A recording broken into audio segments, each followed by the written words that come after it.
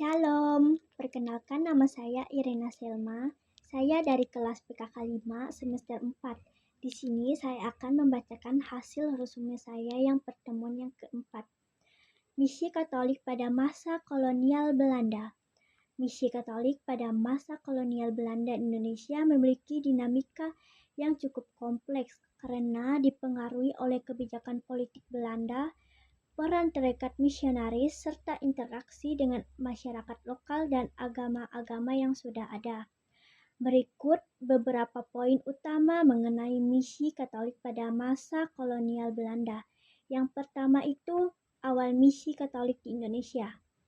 Misi Katolik Indonesia pertama kali diperkenalkan oleh bangsa Portugis pada abad ke-16, khususnya di Maluku.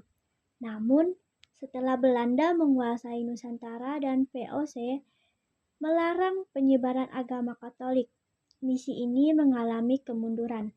Yang kedua itu pengaruh kebijakan VOC pada tahun 1602 sampai 1799.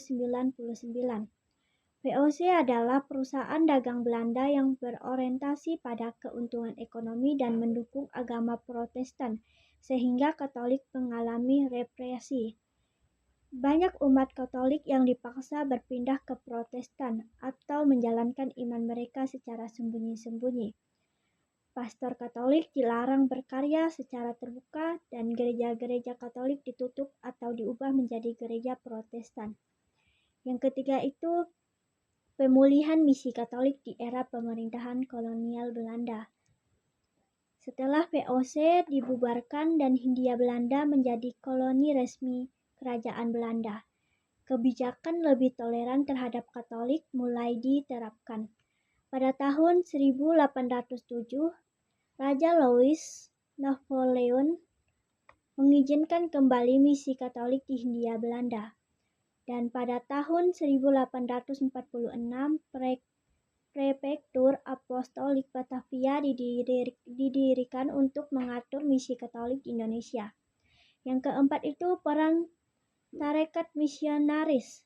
Sejumlah tarekat misionaris memainkan peran penting dalam pengembangan gereja Katolik Indonesia. Antara lain, yang pertama itu Serikat Yesus yang aktif di Jawa, Sumatera, dan Kalimantan. Societe Verbi Divini fokus di wilayah Nusa Tenggara dan Kalimantan.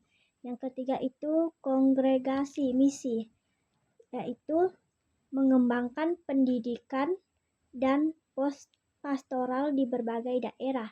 Yang ketiga itu misionaris hati kudus, yaitu aktif di Papua dan Maluku. Yang kelima itu kontribusi misi Katolik, pendidikan, mendirikan banyak sekolah Katolik yang masih eksis hingga sekarang seperti sekolah-sekolah yang dikelola oleh Bluder dan Susteran. Selanjutnya itu kesehatan, pendidikan rumah sakit dan klinik untuk melayani masyarakat tanpa memandang agama. Selanjutnya itu pemberdayaan sosial, membantu masyarakat dalam bidang pertanian, ekonomi, dan sosial melalui berbagai program kemanusiaan. Yang keenam itu tantangan misi Katolik.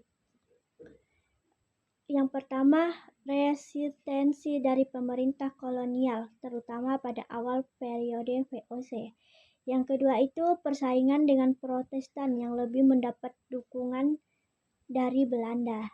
Yang ketiga itu interaksi dengan agama-agama lokal, khususnya Islam yang telah lebih dulu berkembang di berbagai wilayah. Sekian resume singkat dari saya. Tuhan Yesus memberkati.